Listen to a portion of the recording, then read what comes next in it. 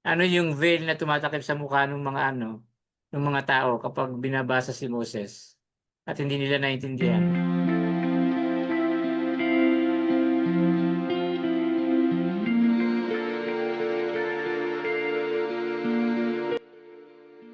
What is it that blinded their minds? What is that veil? Remain the same and taken away in the reading of the Old Testament, which veil is done away in Christ. Very good question po, yun ang pag-usapan natin. Yung law dito is scripture, ano po? Si Moses, yung scripture. So kapag binabasa daw yung scripture, yung iba, merong veil. Nasa ano yun eh. Even to this day, when Moses is read, a veil covers their hearts. So ano tong veil na to? Brother Rick, baka meron kang sagot dito naman. Ano yung veil na tumatakip sa mukha ng mga ng mga tao kapag binabasa si Moses at hindi nila naintindihan? Ano yan kasi, bali comparative yan eh. Oo. Mhm. Parang ganito.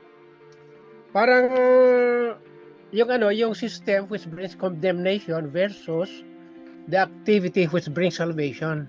Mhm. Pagka tinitingnan mo lang yung law without consider Jesus as your savior, yun yung nagiging veil yun. Kaya nga ang sabi sa sinasabi nga dito ay the veil is removed only when person is joined to Christ. O, Mhm, pag yes. nanatili covenant, ay natatakpan ka ng veil. Opo. Yun yung magpapalaya sa sa old covenant na yun kapag maki-join ka kay Hesus Kristo. At si Hesus Kristo na nga mismo, sinasabi dito ay Jesus is the Spirit, sabi dito, no? Oo, sa verse 17. Yes, yes. Oo. Kung babalikan kasi natin yung mga tao nung panahon nila Pablo. Oh, nung mismo nagpunta si Pablo sa Corinto chapter 18 ng Acts ay napakaraming Hudyo doon. Mhm. Dito sa chapter 10 verse 5 ng 2 Corinthians. 11:5 pala, 11:5. Okay. I do not think that I am the least bit inferior to those very special so-called apostles of yours. May mga nagpapanggap kasi ng mga apostoles doon eh. Mhm. And then sa verse 13,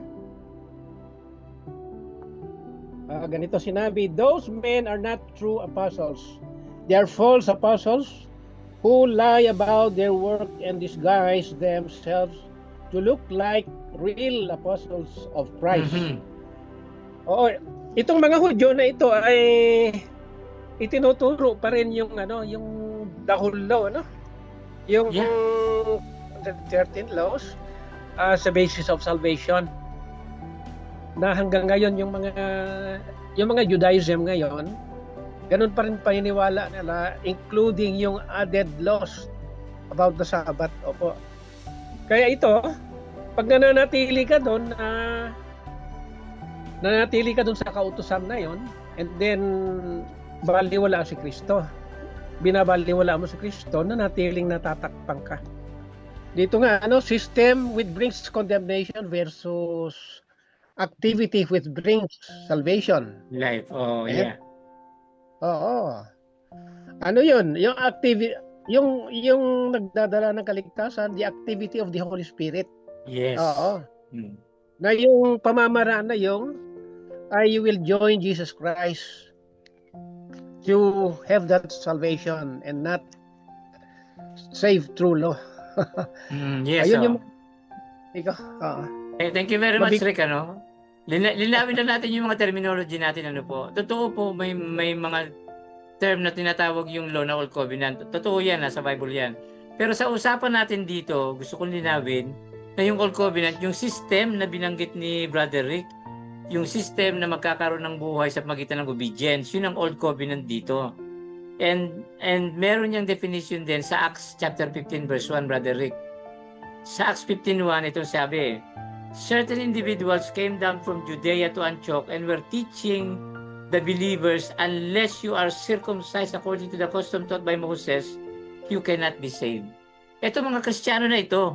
Mga Kristiyano na kaya lang Judaizer pa rin. Yung way of Judaizer. obedience nila pa rin, yung way of obedience nila is obedience to the law.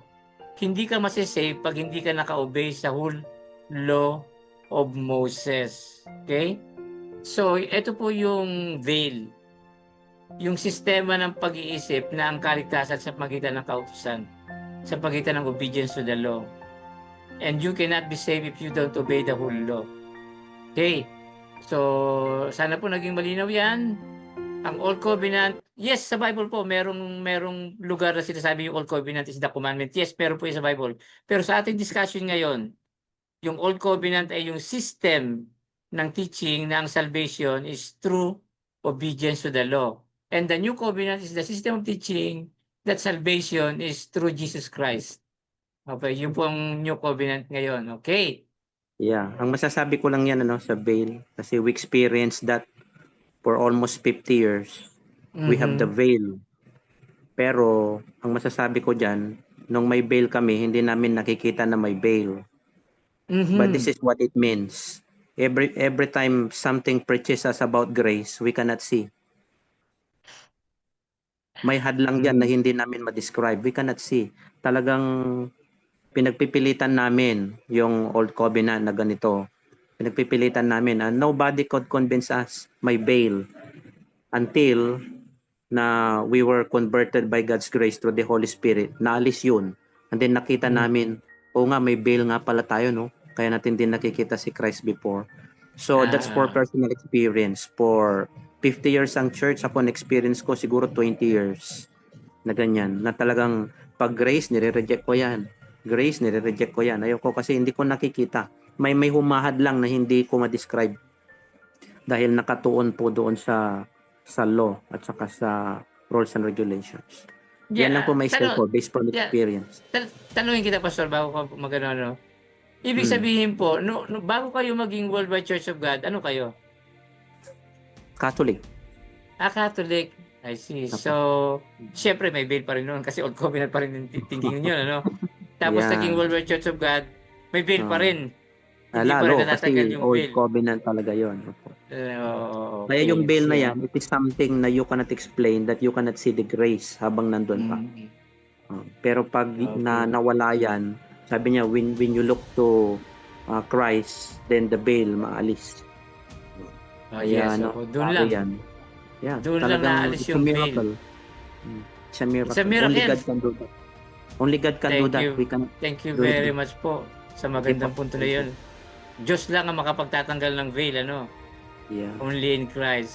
So the thing that we need to do is to get to know Christ. Get to know salvation by faith. Ang definition ko po dyan, righteousness by faith. Yun ang term kasi sa Adventist na righteousness by faith ang mahalaga. At yung Old Covenant naman, it's righteousness by works.